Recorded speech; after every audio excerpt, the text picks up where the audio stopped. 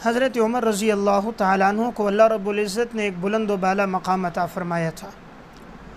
हज़रत अबू बकर सिद्दीक़ रज़ी अल्लाह तआला अन्हु के बाद जब खलीफ़ा बने हैं तो 10 साल तक इनकी खिलाफत रही और इनके दौरे खिलाफत में 22 लाख मुरब्बा मील पर इस्लाम फैल चुका था। अब ये बात कहाँ मुखालिफिन को बर्दाश्त होती थी और वो नित नए हरबे इस्तेमाल कर रहे थे मुसलमानों को नुकसान पहुँचाने के, लेकिन वो नुकसान न पहुँचा सके और फुतूहात बढ़ती गईं और लोग जोक दर जोक इस्लाम में दाखिल होते गए और मुख्तलिफ़ ममालिक और मुख्तलिफ़ शहर फ़तह होते गए, यहाँ तक कि मुसलमानों की तादाद दिन ब दिन बढ़ती गई। हज़रत उमर रज़ी अल्लाह तआला अन्हु की शान व शौक़त और गलबा कुफ़ार पे बढ़ता गया। हज़रत उमर रज़ी अल्लाह तआला अन्हु जब आखिरी दफ़ा हज करके आ रहे थे तो रास्ते में हज़रत उमर ने दुआ की थी कि या अल्लाह मैं अब कमज़ोर हो चुका हूँ, आज़ा के अंदर वो तवानाई भी बाकी नहीं रही, वो ताकत भी बाकी नहीं रही, ए अल्लाह अब मुझे उठा दे। यानी इशारा इस तरफ था कि अब ममलिकत की इतनी बड़ी ज़िम्मेदारी अदा करना मेरे लिए बहुत मुश्किल है, इसलिए कि फुतूहात बढ़ गईं और दौरे खिलाफत बहुत आगे तक बढ़ चुका था। हज़रत उमर रज़ी अल्लाह तआला अन्हु ये दुआ भी करते थे, अल्लाहुम्मा इन्नी अस्अलुका शहादतन फ़ी सबीलिका व मौतन फ़ी बलद रसूलिक। या अल्लाह तो मुझे शहादत की मौत अता कर, अपने रास्ते में अता कर, और ए अल्लाह तो मुझे नबी के शहर में मौत अता कर। तो गोया इन्होंने 2 बातों की दुआ की थी, एक तो शहादत की मौत अता हो जाए और नंबर 2 मदीना में अता हो जाए, आप सल्लल्लाहु अलैहि वसल्लम के शहर में अता हो जाए। अब ये दुआ कबूल भी अल्लाह रब्बुल इज़्ज़त ने फ़रमा दी, इसलिए कि अगर शहादत होती उसके लिए अब बाहर जाना पड़ता, सरहदों पे लड़ना पड़ता, सरहद पे जाकर अमीरुल मोमिनीन के लिए तमाम ममलिकत के अहकामात को सामने रख कर उन्हें चलाकर पूरे मुल्क के नज़म को बरकरार रख कर वहाँ जाना बड़ा मुश्किल था। अल्लाह रब्बुल इज़्ज़त ने तकवीनी तौर पर यह मामला फ़रमा दिया कि हज़रत उमर को अल्लाह ने शहादत की मौत भी अता फ़रमाई और अल्लाह रब्बुल इज़्ज़त ने आप सल्लल्लाहु अलैहि वसल्लम के शहर में अता फ़रमाई, नमाज की हालत में अता फ़रमाई, मुसल्ला रसूल पे आप ज़ख्मी हुए, महराब रसूल में आप ज़ख्मी हुए और यकम मुहर्रमुल हराम को आपकी शहादत का वाक़या पेश आया। हज़रत उमर रज़ी अल्लाह तआला अन्हु का जो कातिल था वो बदबख्त अबू लुअलुअ फ़िरोज़ मजूसी था। मदीना में हज़रत मुग़ीरा बिन शुअबा रज़ी अल्लाह तआला अन्हु का ये ग़ुलाम था। ये शख्स मुसव्विर भी था, नक्काश भी था, बढ़ई भी था, नज्जार भी था, मुख्तलिफ़ शोबों का ये कारीगर था, बहुत से कामकाज जानता था, बहुत से हुनर का ये माहिर था। तो इसके ऊपर 2 दिरहम का टैक्स था।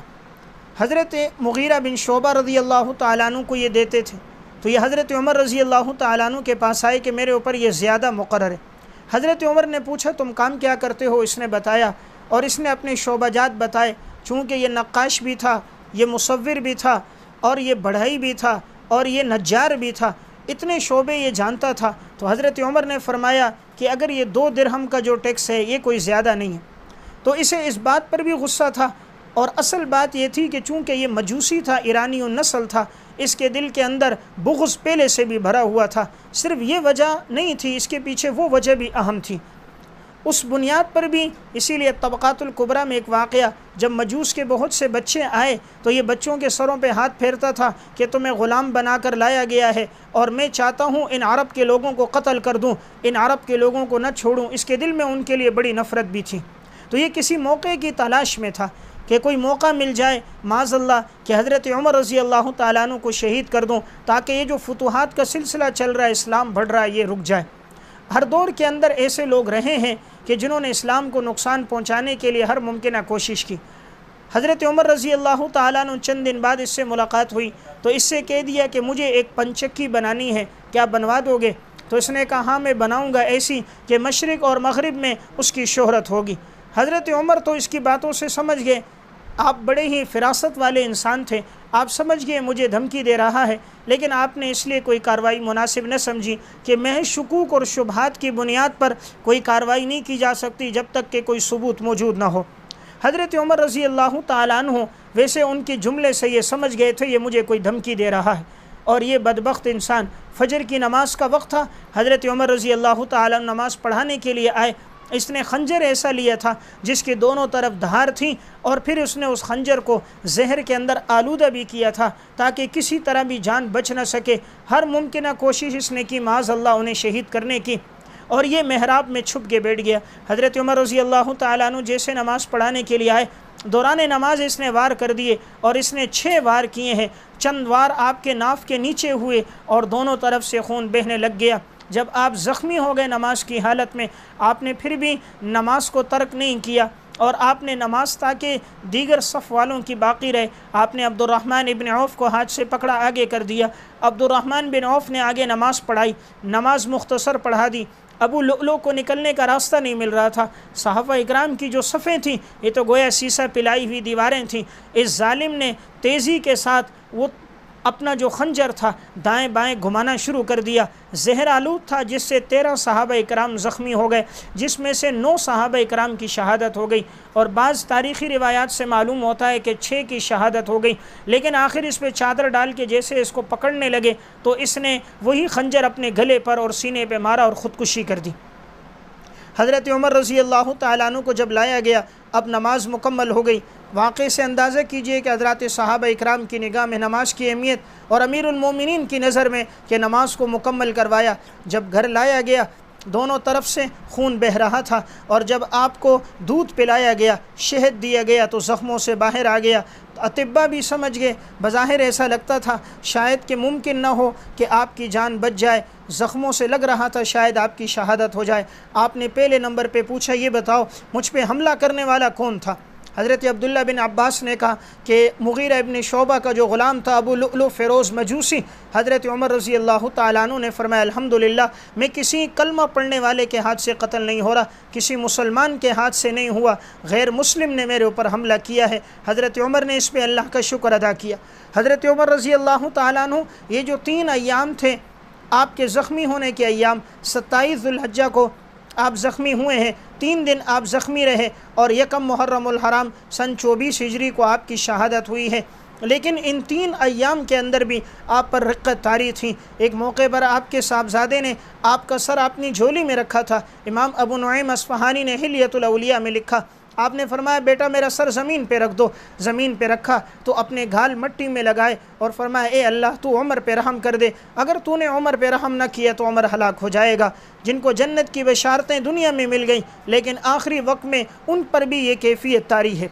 हज़रत उमर रज़ी अल्लाह तआला अन्हु अपने बेटे अब्दुल्ला इब्न उमर को भेजा उम्मुल मोमिनीन हज़रत आयशा रज़ी अल्लाह तआला अन्हा के पास, और उनसे कहा कि तुम कहो कि मेरा वालिद इजाज़त तलब करता है कि अगर चाहो तो मैं आप सल्लल्लाहु अलैहि वसल्लम और हज़रत अबू बकर सिद्दीक़ रज़ी अल्लाह तआला अन्हु के साथ मुझे भी जगह मिल जाए कि मेरी तदफीन भी वहाँ हो।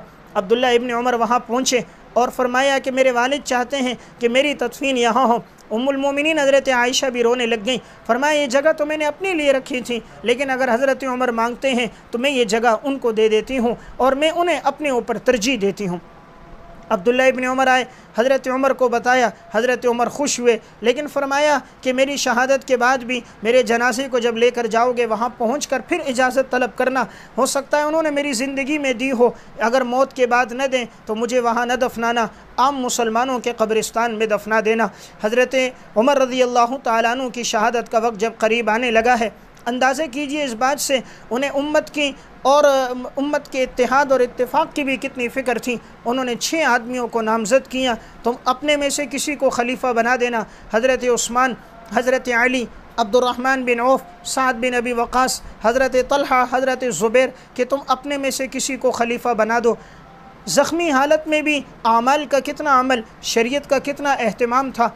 एक नौजवान आया हज़रत उमर रज़ी अल्लाह तआला अन्हु की अयादत के लिए, उसके पांचे टखनों से नीचे लटक रहे थे। हज़रत उमर ने फ़ौरन कहा, पांचों को ऊपर कर दो, अल्लाह का हुक्म भी पूरा हो जाएगा, तुम्हारा लिबास भी साफ़ सुथरा रहेगा। यानी ज़ख्मी हालत है लेकिन शरीयत पर कितना अमल है। ऐसे मौके पर भी मुनकर काम को देखा है तो फ़ौरन ही नकीर कर दी। 3 दिन आपकी ज़ख्मी हालत में गुजर गए, ज़ख्मों की हालत में थे। यकम मुहर्रमुल हराम जब आया तो हज़रत उमर रज़ी अल्लाह तआला अन्हु की शहादत हो गई। अल्लाह रब्बुल इज़्ज़त ने कैसी मौत इन्हें अता फ़रमा दी। अब जब इन्हें ले जाया गया हज़रत उमर रज़ी अल्लाह तआला अन्हु को, और हज़रत आयशा रज़ी अल्लाह तआला अन्हा घर पे थी, हज़रत उमर का जनाज़ा रखा गया, फिर इजाज़त तलब की गई। इजाज़त दी गई तो इजाज़त के बाद हज़रत उमर रज़ी अल्लाह ताला अन्हु को लाया गया। तो गोया एक तरफ जनाब रसूलुल्लाह सल्लल्लाहु अलैहि वसल्लम उनके एक जानिब में हज़रत उमर रज़ी अल्लाह ताला अन्हु की क़ब्र, दूसरी जानिब में हज़रत अबू बकर सिद्दीक़ रज़ी अल्लाह ताला अन्हु की क़ब्र। सारी ज़िंदगी हुज़ूर के साथ रहें। हर मौके पर हुज़ूर फरमाया करते थे, दखलतु अना व अबू बकर व उमर, खरजतु अना व अबू बकर व उमर, फ़अलतु अना अबू बकर व उमर, आमनतु अना व अबू बकर व उमर। मैंने ईमान लाया, मैं दाखिल हुआ, मैं निकला। हर मौके पर आपने अबू बकर उमर का अपने साथ तज़किरा किया। दुनिया से जाने के बाद भी एक तरफ अबू बकर, दूसरी तरफ उमर। आप सल्लल्लाहु अलैहि वसल्लम ने एक मौके पे फरमाया था, एक का हाथ दाएं तरफ, दूसरे का हाथ बाएं तरफ पकड़ा और आप दाखिल हुए। फरमाया था, हाँ कदा नुबासु यौमल क़ियामा, इसी तरह हम क़यामत के दिन भी अपनी क़ब्रों से उठाए जाएंगे। तो दुनिया में भी हुज़ूर की रफ़ाक़त मिली, आखिरत में भी हुज़ूर की रफ़ाक़त मिली। और उस जगह तदफ़ीन हो गई कि आप सल्लल्लाहु अलैहि वसल्लम ने फरमाया था, मा बैन बैती व मिंबरी रौज़तुम मिन रियाज़िल जन्नह,